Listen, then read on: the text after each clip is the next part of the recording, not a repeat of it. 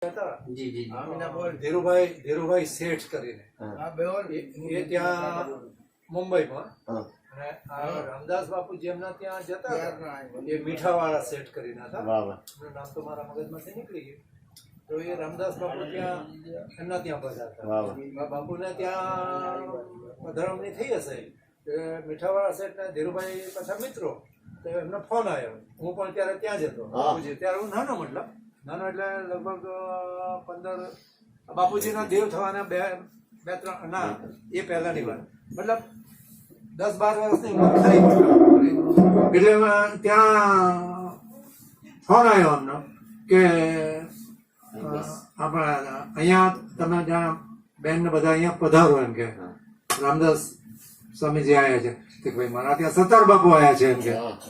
તો કે તારે એમને લઈને આવો એમ કે. એટલે પછી હું પણ સાથે ગયેલો. એટલે ત્યાં ગયા, સત્સંગ કર્યો અને જમવાના સમય દરમિયાન જ બપોરે પહોંચેલા ત્યાં. એટલે જમણવાર પણ જમવાનો આપણા હિન્દુ રીત રિવાજ મુજબ દરેકની થાળી અલગ અલગ હોય ને. અમારા અંદર તો લગભગ એક થાળીમાં 4-5 જણ સાથે બેસીને જમતા હોઈએ. હવે આ જયારે થાળી અલગ અલગ અને પેલા ડાઇનિંગ ટેબલ પર થાળી ગોઠવાઈ ગઈ. થાળી જમવાની શરૂઆત કરી, રામદાસ બાપુએ એમની થાળી સાઈડ પર હટાવી દીધી અને એક થાળીમાં બાપુજીને બંને સાથે જમવા લાગ્યા. હવે પૂરી અને શાક ને એ તો સમજ્યા, પણ જયારે દાળ ભાત નું આવ્યું ત્યારે પણ બંને સાથે જ મળે ને એમાંથી બીજા બધા આમ તેમ જોયા એમ કે. એટલે પેલા મીઠાવાળા છે એમનું નામ ગુણવંતરાય કે એવું કંઈક નામ હતું, મતલબ ગુણવંતરાય બનતા સુધી. ગુણવંતરાય ક્યાં દેખતે હો બોલે સત્તાર सा रामदास है और रामदास सत्तार सा है. પછી ત્યારે આ બુક બાપુજીની જે છે ને ત્યારે પેલી કાચા પુઠ્ઠામાં હતી ને 2 ભાગમાં હતી. એ બાપુજી સાથે એટલે રામદાસ બાપુને બતાવી કે જાણે એમણે પેલા શું નામ ધીરુભાઈએ રામદાસ બાપુએ જોઈ બધા ભજનો એ બધું. પછી બોલ્યા કે सत्तार सा बोले इसमें एक बात की कमी है, बाकी तो सब बढ़िया है. बोले कि रामधुन नहीं है अंदर. बापुए ત્યાં રામધૂન લખેલી. એ મને ખબર છે. અને કાનદાસ બાપુ શરૂઆત કરતા ત્યારે આ યાદી કરતા કે બાપુની પ્રિય ધૂન છે. એ યાદ મેં કીધું. જો કે કાનદાસ બાપુના દર્શન નથી થયા, પણ નારાયણ સ્વામીજીના જો બાપુજીની વાણીનો જો વધુમાં વધુ પ્રચાર અને પ્રસાર કોક કર્યો તો નારાયણ સ્વામી, એ પછી કાનદાસ બાપુ. જોકે આમ તો સૌરાષ્ટ્ર કાઠિયાવાડના આપણા જેટલા ભજનીકો છે ભજન એ બાપુજીની વાણી જરૂર બોલે છે, પણ આમની તોલે નહીં. એ બાપુજી શું નામ નારાયણ સ્વામી, બાપુજીને પ્રત્યક્ષ જોયા નહોતા ક્યારે પણ. હવે ત્યારે મારે હું મિની આઈટીઆઈમાં હતો તો મને રેક્ટર કમ સુપરિન્ટેન્ડન્ટ નો પ્રમોશન મળ્યો તો કચ્છમાં આદિપુર. ત્યારે હું અંજારમાં રહેતો. હવે એ સમય દરમિયાન નારાયણ સ્વામીજીની ભજનનું ત્યાં આયોજન થયેલું. આ મારો પ્રત્યક્ષ જે બનાવ બન્યો એ કહું છું.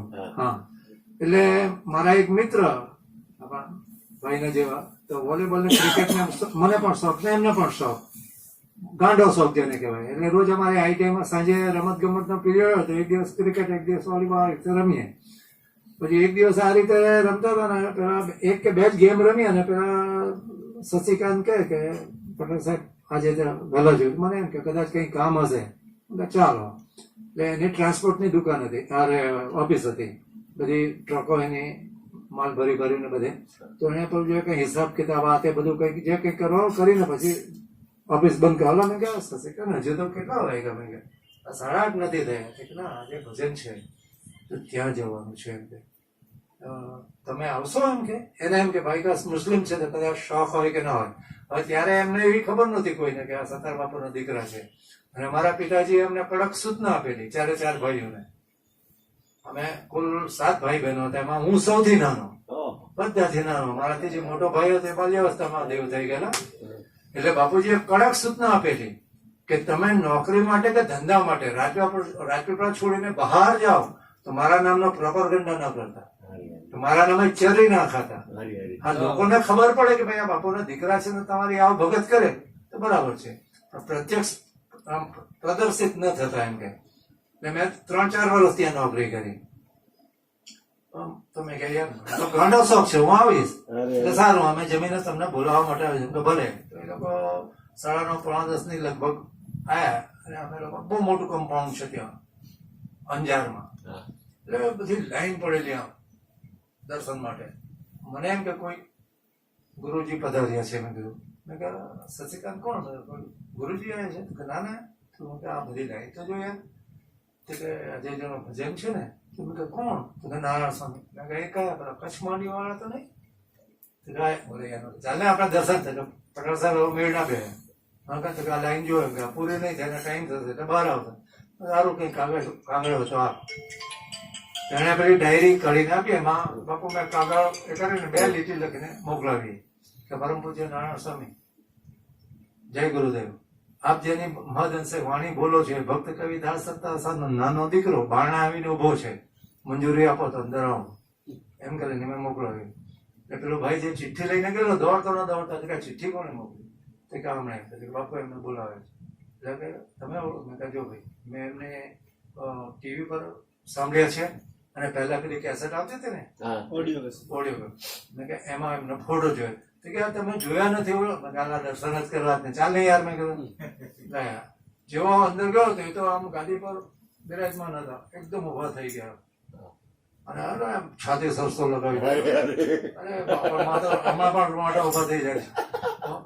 પછી ત્યાં એક વડીલ બેઠેલા તો એમને ખુરશી કે નહીં તમે અહીં મારી બાજુમાં બેસો. મેં તો બાપુ ના નહીં મારી બાજુમાં બેસો. પછી ના એમણે બાપુજીને પ્રત્યક્ષ જોયા નતા નારાયણ સ્વામીજી. તે દિવસે એમણે જાહેર કર્યું કે જેની મહદઅંશે હું વાણી બોલું છું એ ભક્ત કવિ દાસ સત્તા હસાને મેં નજરોથી ક્યારે જોયા નથી.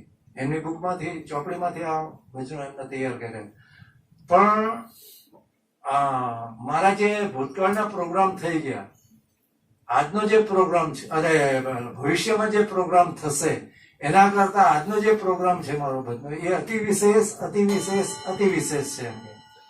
કારણ કે જેની હું વાણી બોલું છું મહદઅંશે એ ભક્ત કવિ દાસ સત્તાર મેં નજરોથી નથી જોયા, પણ એમના પુત્ર રૂપી અંશ મારી બાજુમાં બેઠા. મને એમ લાગે ભક્ત કવિ દાસ સત્તાર મારી બાજુમાં બેઠા એમ કરીને એ બોલ્યા.